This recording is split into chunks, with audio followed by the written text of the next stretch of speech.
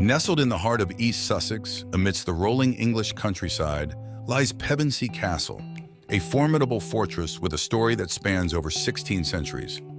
Join us as we unravel the history, explore the ruins, and discover the secrets of Pevensey Castle.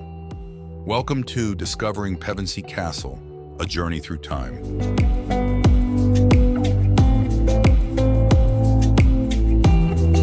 Our story begins in the late 3rd century, when the Romans erected a fortification on this strategic site to defend the coast from Saxon pirates. This remarkable structure, part of the Saxon Shore forts, laid the foundation for what was to become Pevensey Castle. The site is a scheduled monument in the care of English Heritage and is open to visitors. Built around 290 AD and known to the Romans as Underitum, the reasons for its construction are unclear. Long thought to have been part of a Roman defensive system to guard the British and Gallic coasts against Saxon pirates. It fell into ruin following the end of the Roman occupation, but was reoccupied in 1066 by the Normans, for whom it became a key strategic bulwark. Unlike at many other Roman forts, no civilian settlement appears to have been established outside the walls of Pevensey Castle. This was probably because the fort was at the end of a peninsula with limited room for additional construction. When the Roman army retreated from Britain in 410, civilians appear to have moved into the abandoned fort, perhaps for protection against Saxon raiders, and its name continued to be used well into the Saxon period. Although the history of the fort at this time is unrecorded, archaeological evidence indicates that its inhabitants had wide-ranging trade links that enabled them to import wares from as far afield as Macedonia and Syria. They may have exported timber and iron from the Sussex Weald to pay for such costly goods. The fort appears to have been resettled by about the mid-6th century by a Saxon community, which left evidence of its occupation in the shape of pottery, glass, and other items. By the late Anglo-Saxon period, Pevensey had become a well-established fishing port and producer of salt. Whereas the modern village of Pevensey is situated entirely outside the walls, the 11th century village appears to have been situated within the Roman walls. At the time of the Norman conquest, it had a population of 52 burgesses with a harbor and saltworks outside the walls. A burgher was a rank or title of a privileged citizen of medieval towns in early modern Europe.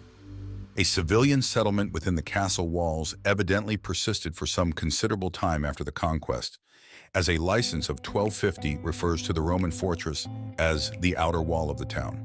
The castle had fallen into ruin by the time of the Norman conquest of England, but it still remained a formidable fortification in a very strategic location, offering a natural anchorage near one of the narrowest points of the English Channel.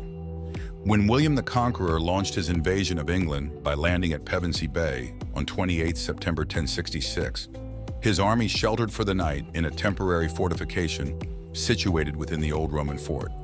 The Normans dug a ditch across the causeway, linking the fort with the mainland, and made repairs to the Roman walls to strengthen them. The army left for Hastings the following day, en route to the Battle of Hastings. Following William's victory at Hastings, the county of Sussex came to be seen by the new regime as being of essential military value. In 1067, William left England for Normandy via Pevensey. In 1587, the castle was reoccupied, though not rebuilt, to serve as a gun position against the threat of a Spanish invasion.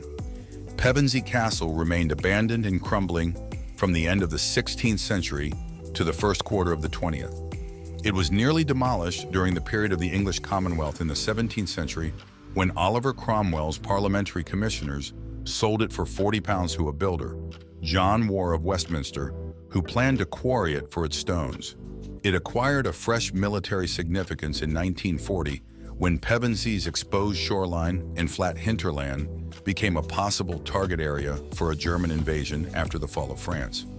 It was reoccupied by the military for the first time in over 400 years, with British and Canadian troops garrisoning it from May 1940 and Americans later.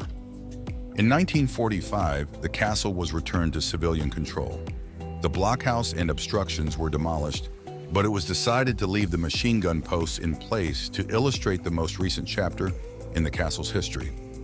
The castle is now managed by English Heritage and is open to the public. Pevensey Castle's legacy is one of resilience and adaptation. From a Roman fort to a Norman invasion site and a medieval stronghold, it has withstood the test of time. Today, it serves not only as a historical monument, but as a reminder of the layers of history that have shaped the landscape of Britain. As we leave the castle behind, we're reminded of the importance of preserving such sites, for they are keystones in understanding our collective past.